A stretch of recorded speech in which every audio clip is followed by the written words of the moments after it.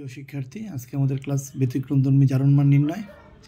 আমরা নর্মালি যেটা আমরা একদম 9 থেকে শিখে আসছি অথবা নর্মালি যেটা পারি এটা হলো, যেমন পটাশিয়াম ডাইক্রোমেটে যদি বলে কেন্দ্রীয় মূলক ক্রোমিয়ামের জারণ মান নির্ণয় করো, তাহলে যেটা জারণ মান বাইর করতে হবে তার জারণ মান আমরা ধরে নিলাম x, অতএব ক্রোমিয়ামের জারণ মান x। পাশে আমাদের হলো কি পটাশিয়াম এবং অক্সিজেন, যেটা আমরা জানি যে পটাশিয়ামের জারণ মান আমরা জানি +1 আর অক্সিজেনের জারণ মান আমরা জানি -2। সেখান থেকে আমরা সহজে জারণ মান বের করতে পারি। আর এটা একটা নিরপেক্ষ যৌগ, তাই সম্পূর্ণ যৌগে জারণ মান 0 হবে। তাহলে আমরা পটাশিয়াম +1 × 2, ক্রোমিয়ামের আমরা জানি ধরে নিচ্ছি আমরা x × 2, অক্সিজেনের -2 × 7, আর সবটা মিলে জারণ মান 0 হবে। সেখান থেকে আমরা একটু ক্যালকুলেশন করলেই পাই +2 + 2x - 14 = 0, অতএব 2x = +12, x = +6। অথবা আমরা বলতে পারি পটাশিয়াম ডাইক্রোমেটে ক্রোমিয়ামের জারণ মান +6। এ হলো আমাদের স্বাভাবিক নিয়ম, সেই নিয়মে আমরা জারণ মান বের করতে পারি। কিন্তু আমাদের বোর্ড পরীক্ষা যেগুলো আসে কিছু কয়েকটা 4, 5, 6টা আছে যেটা ব্যতিক্রমধর্মী জারণ মান, সেগুলো নির্ণয় করা। আমি কয়েকটা নোট করে রাখছি, তোমরা দেখো। আমাদের আসছে ব্যতিক্রমধর্মী জারণ মানের মধ্যে যেটা সবচেয়ে বেশি আমরা আসতে দেখি, যেমন সোডিয়াম থাইসালফেটে Na2H2O3-তে সালফারের জারণ মান নির্ণয় করো। আমরা যা সাধারণভাবে দেখি সাধারণ নিয়মে আমরা যে বাইর করতে যাই, তাহলে আমরা পাই একটা সোডিয়ামের জারণ মান +1, দুইটার জন্য +2, একটা অক্সিজেনের -2, তিনটার জন্য -6, আর +4 বসালে সবটা 0 হয়। সেই হিসাব করলে আমরা পাই সালফারের জারণ মান +2। স্বাভাবিকভাবে দেখা যায় সালফারের জারণ মান আসে +2।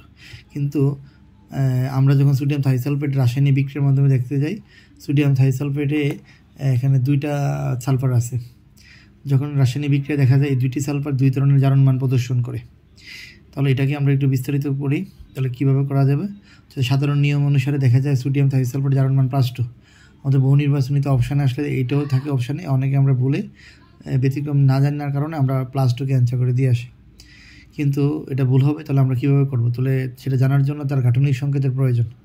রাসায়নিক বিক্রিয়ার মাধ্যমে দেখা যায় সোডিয়াম থাইসালফেটে যে সালফার থাকে, এই দুটি সালফার 2 ধরনের রাসায়নিক বৈশিষ্ট্য প্রদর্শন করে। এর মধ্যে একটি সালফার জারণ মান প্রদর্শন করে -2, আরেকটি সালফার জারণ মান পরে +6। যারা মেডিকেলে আসছো তারা খুব দ্রুত এটা মুখস্থ করে ফেলবে, আর বের করা আমরা শিখিয়েছি, তারপরও বের করার পর একটু মুখস্থ করে নিবে। দেখো, আমরা যদি একটু গাঠনিক সংকেত দিকে যাই সোডিয়াম থাইসালফেটকে, তাহলে সোডিয়াম থাইসালফেটের গাঠনিক সংকেত হচ্ছে UNA। আমরা এখান থেকে পাই ধরো এইভাবে দেখো UNA,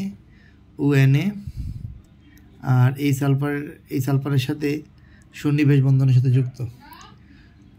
এখানে আবার বলতেছি এই দুটো বন্ধন হবে না। এই সালফার আশেপাশে মোট সোডিয়াম থাইসালফেটে 3টা অক্সিজেন আছে। 3টা অক্সিজেনের মধ্যে 2টা অক্সিজেন সালফারের সাথে একক বন্ধন, আরেকটা অক্সিজেন দ্বিবন্ধনে যুক্ত। আর মোট 3টা অক্সিজেন, 1টা 2টা 3টা, 2টা সালফার, একটা সালফার, 2টা সোডিয়াম। এই হলো তার গাঠনিক সংকেত। এখন খেয়াল করে দেখো, গাঠনিক সংকেত আলোচনা করলে আমরা দেখতে পাই একটি সালফার, একটু খেয়াল করো সবাই, গাঠনিক সংকেত আলোচনা করলে দেখতে পাই একটি সালফার সরাসরি অপর সালফারের সাথে সন্নিবেশ বন্ধনে আবদ্ধ। তোমরা জানো আমরা পড়াইছি পাশাপাশি 3য় অধ্যায়, সন্নিবেশ বন্ধন মানে যে বন্ধনের মাধ্যমে সমযোজী বন্ধনের মাধ্যমে সন্নিবেশ বন্ধন হয়, তবে শেয়ারকৃত ইলেকট্রন একটি মাত্র পরমাণু থেকে আসে। সেই হিসাবে উপরে যে সালফারটি আছে, নিচের সালফারের সাথে শুধুমাত্র একটি সন্নিবেশ বন্ধনে আবদ্ধ, তীর চিহ্নের মাধ্যমে দেখা যায়।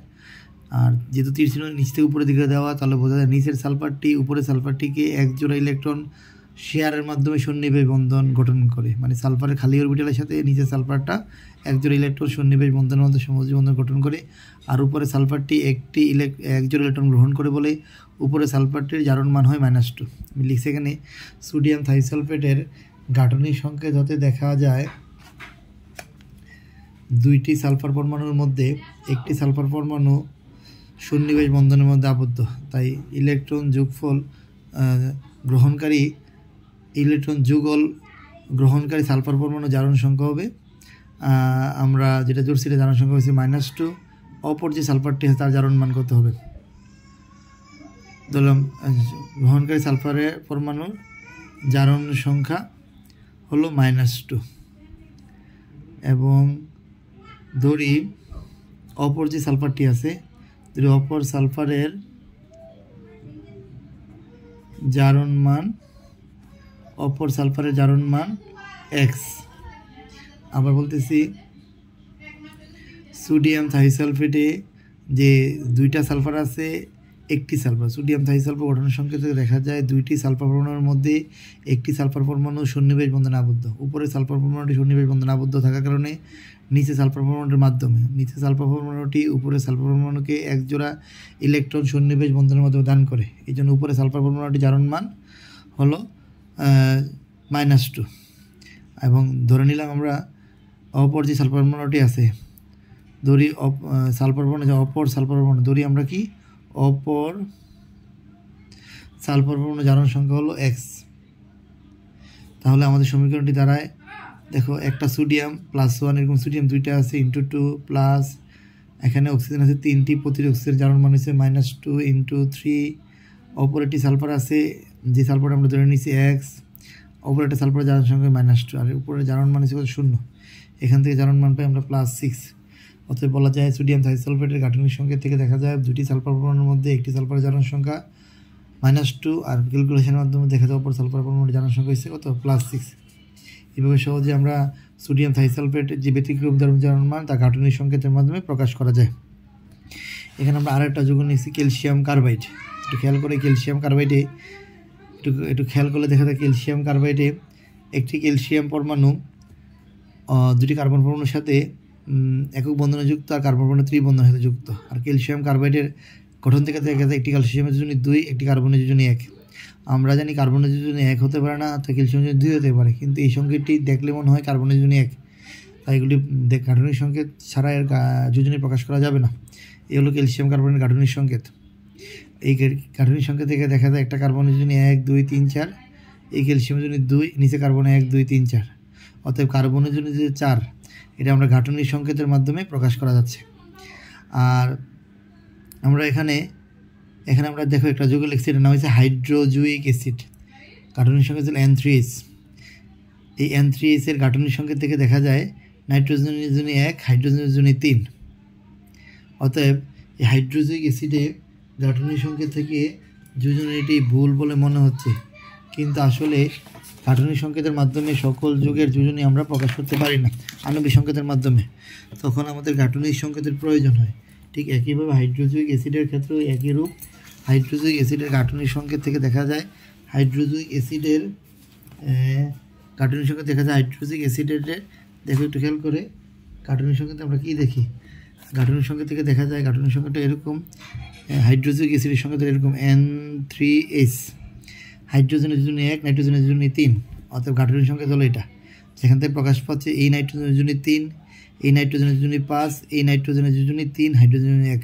অর্থাৎ অনেক যৌগ আছে আণবিক সংকেতের মাধ্যমে যোজনী নির্ধারণ করতে গেলে তা ভুল চলে আসে, গাঠনিক সংকেতের প্রয়োজন হয়। বা আরেকটি ব্যতিক্রম ধর্মী যৌগের দিকে যাই। দেখো এই যৌগটার নাম হলো ফেরাসোফেরিক অক্সাইড।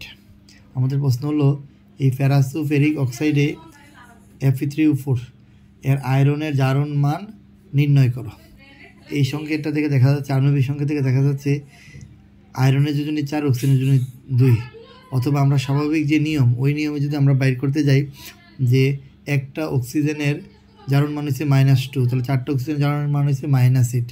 প্রতিটা আয়রনের জারণ মান যদি আমি x ধরি তাহলে 3টার জন্য হলো 3x। অতএব এখান থেকে আমরা পাই x এর যোজনী হচ্ছে +8/3। কিন্তু আমরা জানি ফেরাসোফেরিক অক্সাইডে আয়রনের জন্য +2 এবং +3 ব্যবহার হয়। তাহলে এটা কীভাবে? তাহলে এটার জন্যই আমাদের ফেরাসোফেরিক অক্সাইডের গাঠনিক সংকেত প্রয়োজন হয়। এই ক্ষেত্রে আয়রনের জারণ সংখ্যা মান ফেরাসোফেরিক অক্সাইডে থাকা Fe2, Fe3 মধ্যে থাকা আয়রনের জারণ সংখ্যা মানের উপর সমান। মানে সহজভাবে যদি বলি, ফেরাসোফেরিক অক্সাইড একটু মিশ্র যৌগ। ফেরাসোফেরিক অক্সাইড ফেরাস অক্সাইড এবং ফেরিক অক্সাইডের মিশ্রণে তৈরি। একটু খেয়াল করে দেখো, ফেরাস অক্সাইড একটি মিশ্র যৌগ যার মধ্যে ফেরাস অক্সাইড ও ফেরিক অক্সাইড উপস্থিত। ফেরাস অক্সাইডে আয়রনের যোজনী 2, ফেরিক অক্সাইডে আয়রনের যোজনী 3। অতএব এই দুইটা যৌগ একসাথে করলে একটা আয়রন, 2টা আয়রন, মানে 3টা আয়রন আর 4টা অক্সিজেন। অতএব ফেরাসোফেরিক অক্সাইড হলো যেখানে আয়রনের যোজনী 2 এবং আয়রনের যোজনী 3 ব্যবহার হয়। খুব ইম্পর্টেন্ট আমাদের বহু নির্বাচনের জন্য। একইভাবে আমরা আরেকটা যৌগ যাই, এটা মেডিকেলে অনেকবার আসছে, যে bleaching powder, calcium chloro hypochlorite. Bleaching পাউডারে ক্লোরিনের জারণ সংখ্যা কত? যদি আমরা একটু গাঠনিক সংকেত দিয়ে খেয়াল করি তাহলে আমাদের জন্য সহজ হয়ে যাবে। ব্লিচিং পাউডারের গাঠনিক সংকেতের দিকে খেয়াল করলে দেখা যায় ব্লিচিং পাউডারের আণু CaOCl গাঠনিক সংকেত এমন একটা ক্যালসিয়াম এরকমভাবে দুইটা ক্লোরিনের সাথে যুক্ত, যেখানে ক্যালসিয়ামের জারণ মান হচ্ছে +2, এই পাশে একটা ক্লোরিনের জারণ মান হচ্ছে -1, অপর OCl এর জারণ মান হচ্ছে -1। অতএব ব্লিচিং পাউডার গাঠনিক সংকেত দেখে দেখা যায় ক্যালসিয়ামের জারণ মান, একটি ক্যালসিয়াম জারণ মান +2, অপর দুইটি ক্লোরিনের জারণ মানের মধ্যে একটি ক্লোরিনের জারণ মান হলো -1। তাহলে আমাদেরকে অপর ক্লোরিনের জারণ মান বাইর করতে হবে। তো কিন্তু অপর ক্লোরিন কার সাথে যুক্ত? OCl এর মাধ্যমে যুক্ত। এক্ষেত্রে আমরা বলতে পারি ক্যালসিয়াম 2+ আয়ন, দুইটি ক্লোরিন ঋণাত্মক আয়ন OCl- এবং Cl- এর যুক্ত, যেখানে একটি ক্লোরিনের জারণ মান হচ্ছে কত? -1। তাহলে অপর ক্লোরিনের জারণ মান কত হবে? OCl- থেকে আমরা বাইর করে ফেলতে পারবো। খেয়াল করো, দেখো দেখলাম এই OCl- Cl এর জারণ মান দিলাম আমরা x, তাহলে একটা অক্সিজেনের জারণ মান কত? -2, একটা ক্লোরিনের জারণ মান কত? x, আর সম্পূর্ণ যুগের উপরে -1 আছে, হলো সেই -1। অতএব আমরা বলতে পারি x = কত হলো? +1। তাই আমরা ডিসিশন নিতে পারলাম যে আমাদের ব্লিচিং পাউডারের মধ্যে যে দুইটি ক্লোরিন আছে, একটি ক্লোরিনের জারণ মান সরাসরি গাঠনিক সংকেত দেখা যায় -1, আর অপর ক্লোরিনের জারণ মান আমরা OCl- থেকে বাইর করছি +1। অতএব ব্লিচিং পাউডারের ক্লোরিনের জারণ মান +1 এবং কি -1।